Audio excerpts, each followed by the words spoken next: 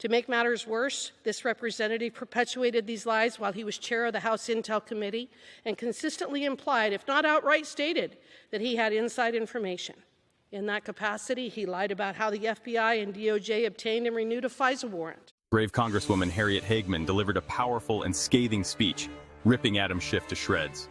She said, and I quote, "This member's actions were designed to delegitimize the 2016 election, casting a shadow over the democratic process and undermining the legitimacy of the electoral outcome, and to hamstring the Trump administration, creating obstacles and distractions that hindered its ability to govern effectively from the very beginning."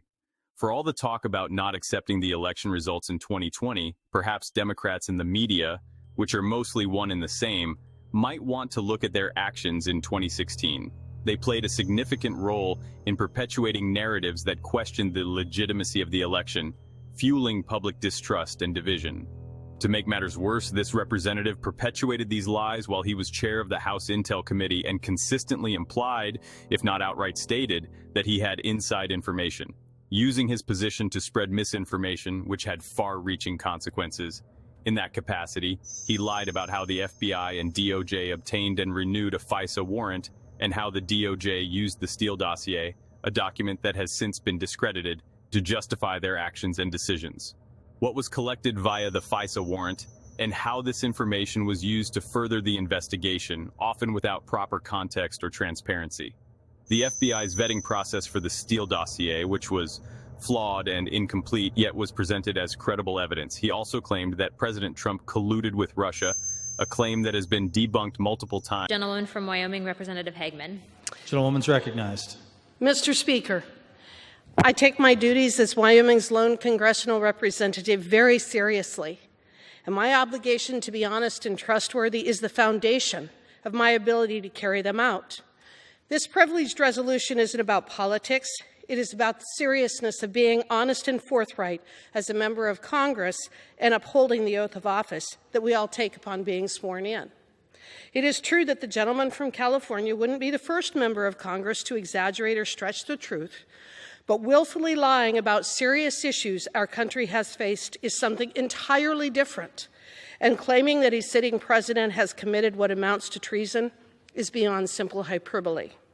This member's lies led to the wasting of millions of taxpayer dollars for unnecessary investigations and the deflection of our attention from the most pressing issues at hand to focus on a made-up crisis. This member's actions were designed to delegitimize the 2016 election and to hamstring the Trump administration. For all the talk about not accepting the election results in 2020, perhaps Democrats in the media, which are mostly one and the same, might want to look at their actions in 2016.